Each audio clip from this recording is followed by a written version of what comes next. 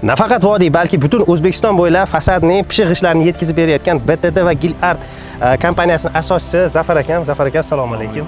Xushkelibsizlar. Akamiz pishiq ishlab chiqaradigan zavodga kelganmiz. Aka, zavodingiz haqida bizga to'liq tushuncha bersangiz, o'zi pishiq qanday quyiladi, nimadan boshlanadi?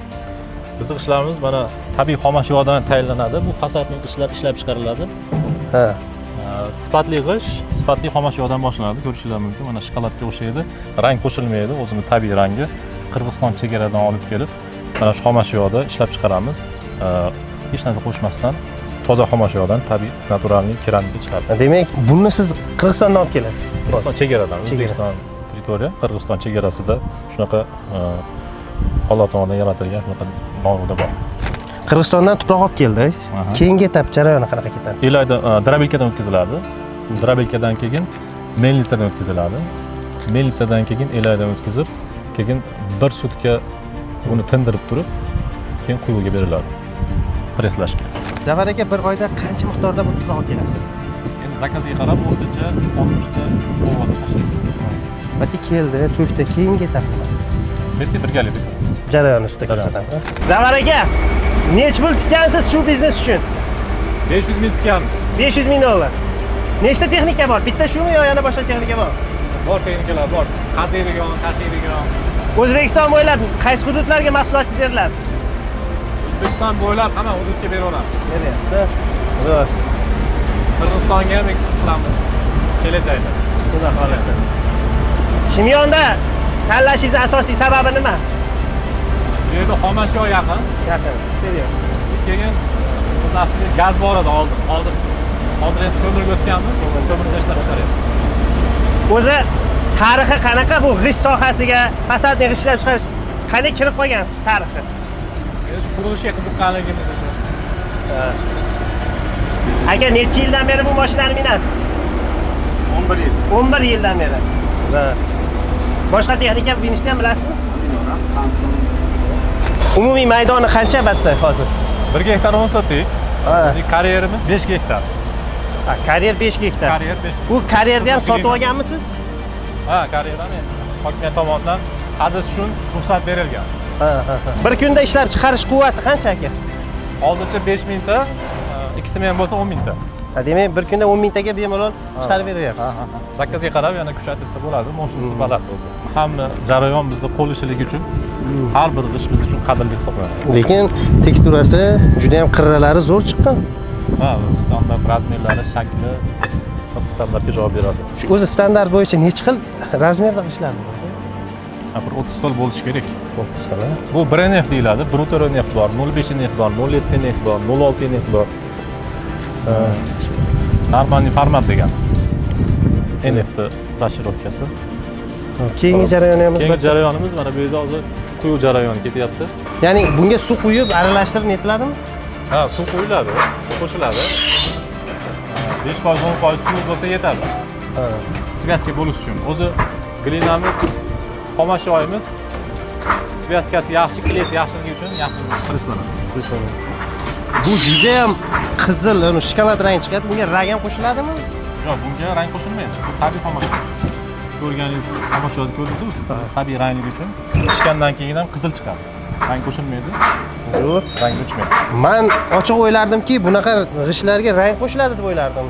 Demak, rang qo'shilmas ekan bunaqa g'ishtlarga. Va asosan hozir sexlarda pressovniy g'ishtlar ishlab chiqarishyapti, rang qo'shiladi ular. Ular sementda qatiriladi, pishirilmaydi. Va bunga rang qo'shilmaydi, tabiiy xomashyo pishib chiqqandan keyin o'zi tabiiy rang qizil chiqadi.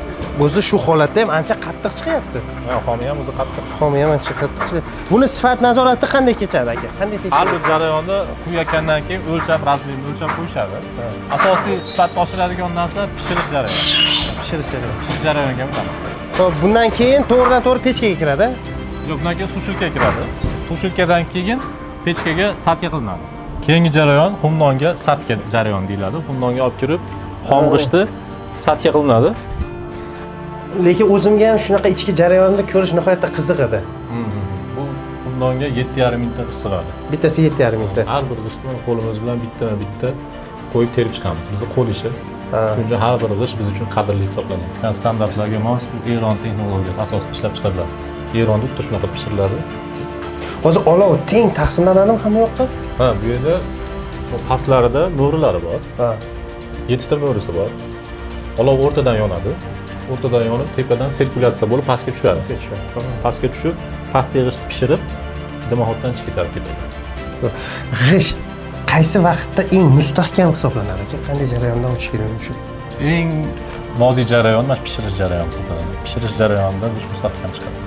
Necha gradusda pishirasiz hozir? 1000 gradusga yaqin. 900-950 atrofida bo'ladi, 1000 gradusga yaqin. Necha soat yonib turadi? 3 sutka. Ha, 3 sutka yonib turadi. Pishadi. Mana bu oldi qatorda turganlari mustahkamroq bo'ladimi yo bu bir xil hamma joy bir xil? Pechka shunaqa qurilgan, yillar davomida sinalgan pechka bu. Ha. Hamma joy bir xil pishadi. Uni yasalayotganda o'zi qanday yasaladi? Bu temir ishlatilmasa kerak ana Yo'q, bunda. faqat g'ish ichi. Zo'r. Mana g'ishda ham ko'ryapsiz, 1,5 metr bir. Ha. 6-7 g'ish. Devorli qalinligi. Qalinligi. Zo'r. Termiz bo'ladi-da, issiqlikni yaxshi saqlash uchun. Oldiga devor bo'ladi. Ichkari alanga jahannam bo'ladi. Xudo saqlasin. Zafar aka, sizni g'ishlaringiz boshqa g'ishlardan farqi nimada? Bizning g'ishlarimizni biz o'zi ishlab chiqarishimizning farqi ko'p zavodlarda rang qo'shadi, biz rang qo'shmaymiz. Shuning uchun rangi o'chmaydi. Keyin ko'p fasadning g'ishlarida bir tomonida tarag'i bo'ladi, cho'rnovoy bo'ladi. Bir tomoni litsovoy bo'ladi. Bizning g'ishimiz ikkala tomoni ham litsovoyligi uchun yo'lda mabodo bir tomoni sinib qolsa, ustalar aylantirib toza tomonni qo'yaveradi. Bir tomoni orqaga qolib ketaveradi. Keyin ayrim ustalar ikkiga bo'lib uradi buni.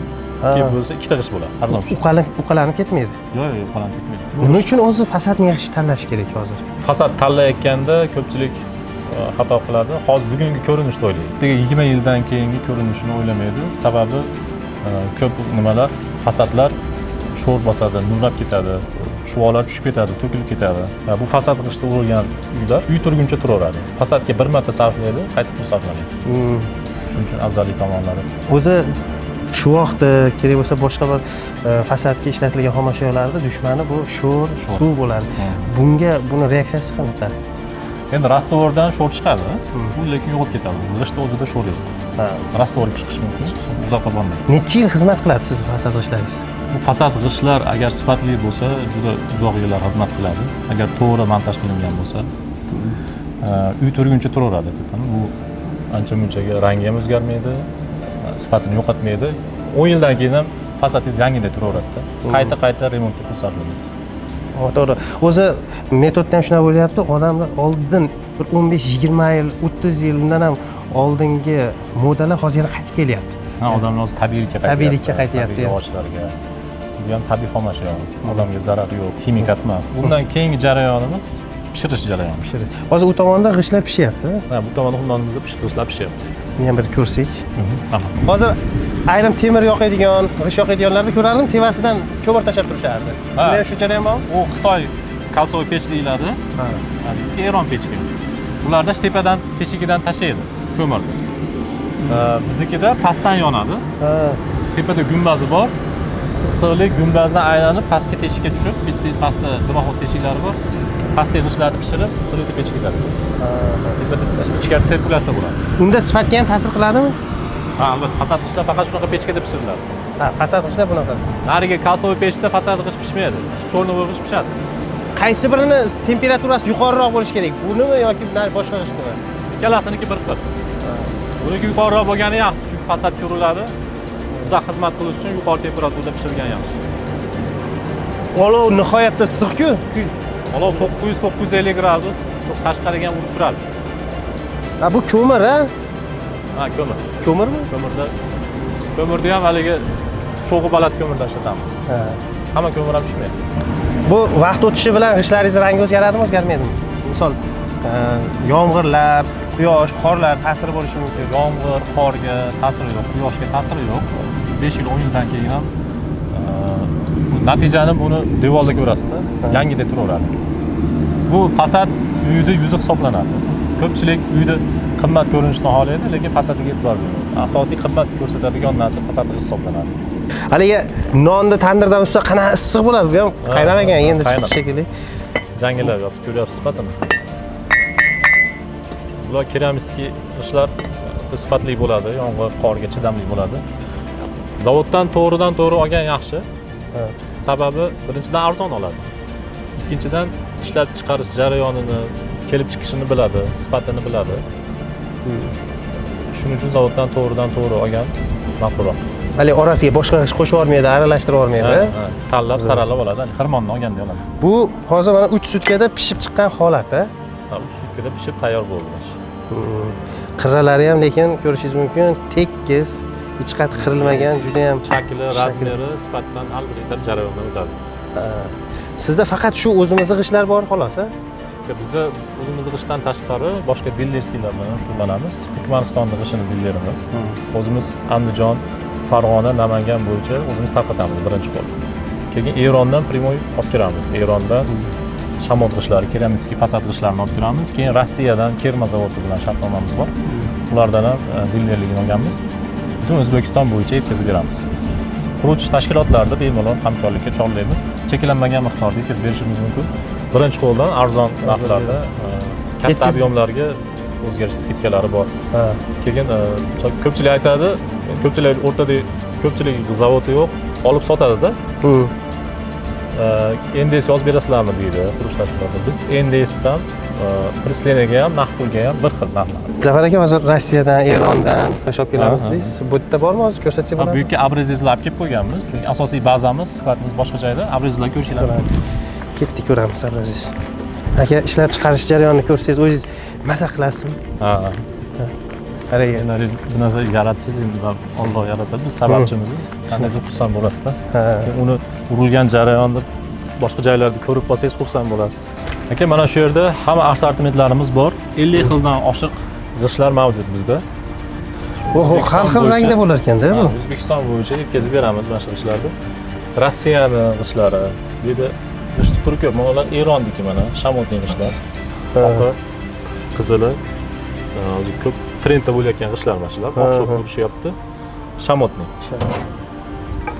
Bularni razmeri 32 sm ga 7 sm bo'ladi. Bir kvadratiga 40 ta ketadi.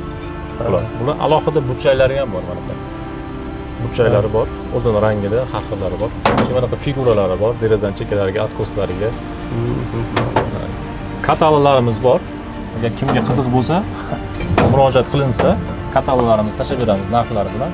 Keyin mana o'zimizni brendimiz ostida Erondan mana Gilard brend ostida ishlab chiqarilgan keramik g'ishtlar. Juda ham tekis bu. Mana bu ham Primoy. Bu siz brendingiz ostida chiqadi. Biz brendimiz ostida ishlab chiqariladi. Bu tali plitichni shokoladga o'xshaydi. Buni kvadratiga 85 ta ketadi. Biz buni zakaz qilib, o'zi 20 sm bo'ladi standart. Biz 22 sm, bu yog'ini ham qalinroq qilib ishlab chiqarib zakaz berganmiz. Bir kvadratga hozir 76 ta ketyapti, arzon tushyapti. Bu katta ob'yomda olib ish boshlasa, keyinchalik uzilib qolishi bo'lib qolmaydi. Cheklanmagan miqdorda tagi bor. Keyin yana bitta narsa bor. Hozir polga ko'pchilik betondan, nimadan, kafeldan sovuq tekkanligi uchun burchatga ishlab chiqarganmiz. Hozir uni ham ko'rsatamiz. Miqimiz yo'qmi birorta? Bir dona bo'lsa ham miq. Buni shunaqa bosiladi. O'zi terilishi ham nimasi qiyin ekan-da, haligi kalla bo'lish kerak ekan. Ustalarga ham oson emas ekan. Tushunarli. Demak, mana shu orasi o'zi ochiq tursa, keyin ochilar ekanda bu. Burchatga shu akaga. Bu burchatkami, nima deyiladi bu? Burchat g'ishpol. G'ishpol deyishadi. Bu ham o'zimizda chiqadi hozir. Bu o'zimizda ishlab chiqariladi. Bu razmer ekan. G'isht razmerda bo'ladi. 12, 25, balandligi 3-4 sm bo'ladi. Oyoq tagini issiq ushlaydi. Yosh bolalar yalang-oyoq yursa ham bo'laveradi. Yosh kattalar, revmatizmlar bir zunda sovuq tushsa, beton bo'lsa, kafel bo'lsa bildirib beradi-yu. Bu tabiiy xomashyo. Iqtisodiy ham shu. To'pliqonlarga ham zo'r aytadi. Uylarda ham ko'rdim buni qilishganini. Oshxonani odam ko'p yuradigan joylarga bosgan yaxshi. Lekin bu yuk ko'taradi. Darvozaxonalarga ham bosishgan. KAMAZ bilan yuki bilan kirgan. Tagi основанияsi tekis bo'lsa, bemalol KAMAZni ko'taradi. Bundan qancha miqdorda? Bu ishlab chiqarish o'zingizda buni ham? Buni olib kelasizmi? Buni ham o'z ishlab chiqaramiz. Zakazga taraf chiqaramiz. Zakaz. O'zbekistonda bitta yangiligimiz bor aka. Bu O'zbekistonga birinchi bo'lib biz olib kirganmiz. Turkmanistonniki Termoblok deydi. Rossiyada ko'p ishlatishadi. Proterin deydi buni nomini. Buni razmeri uzunligi 38, eni 24 sm, balandligi 22 sm. Ancha og'ir. Bunchalik emas, yaxshi ekan. Yaxshi, g'avoyiligi uchun termiz bo'ladi aka. Har bir teshiga shu termiz vazifasini, zvuk izolyatsiya vazifasini bajaradi. Bu shlaka blok, pena blok, gaza bloklarni o'rniga uy ko'targani tabiiy keramika, bu ham tabiiy xomashyo hisoblanadi. Buni sifati yaxshi ekan, tarkibi nima buni? Juda mustahkam ekan. Tabiiy shu glina bu ham. Buni ko'pchilik fasadga ham ursa bo'ladimi deyapti. Ursa bo'laveradi fasadga ham. Tekis qilib ursa bo'ladi. Bu o'zini tishlari bor, bir-biriga zamok bo'ladi. Ustiga keyin mayda setkasi bor, setkasidan tashlab rastvor bosib, teshigi tepada bo'ladi. Montaj qilganda tez ko'tariladi. Bu shlaka blokdan farqi va foydali jihatini olganda Bundan yengil, ekologik, toza xomashyo. Keyin issiq sovuqda yaxshi ushlaydi. shum o'tkazishga ham ushlaydi shekilli ancha. Ovoz zvuk izolyatsiyasi yaxshi. Har bir teshigi zvuk izolyatsiya, termiz izolyatsiya vazifasini bajaradi. Bunda ham cheklov yo'q. Ya'ni Bunda ham cheklanmagan miqdorda miqdorda berasiz. O'zbekiston bo'yicha qurilish tashkilotlariga hamkorlikka chorlaydi. Shaxsan o'zim ham birinchi marta ko'rishim, rostdan O'zbekistonda yangilik ekan. Agar sizga ham shunaqa mahsulot qiziq bo'lsa, bemalol aloqaga chiqib olasizlar. Agar sizga Fasadning g'isht mahsulotlari yoki g'isht pollar kerak bo'ladigan bo'lsa, Zafar akami nomerini qoldiramiz, bemalol murojaat qilib, O'zbekistonning xohlagan joyidan hamkorlikda amalga oshirsangiz bo'ladi. Bizni Afg'onistondan, Qirg'iziston, qo'shni Esonga davlatlardan ham kuzatishadi. Bular ham bemalol aloqaga chiqsalaringiz bo'ladi. Hamkorlik bor. Xohlasa. Dilerство masalasi qanaqa bo'ladi? Mabodo kimdir sizga dilerlik qilish taklifini bersa, beraverasizmi? Dilerство bor. Hamkorlik hozir ham Andijon, Marg'ilonlar bilan ishlaymiz, Namangan bilan ishlaymiz. Boshqa viloyatlardan dilerlar chiqsa, bemalol hamkorlik qilamiz. Dilerlarga ustunkalar bor. Bizdan uzalashmanglar, bizni kuzatishda davom etinglar. Keyingi biznes qaysi bo'lishini istaysizlar? Kommentariyada yozib qoldiring.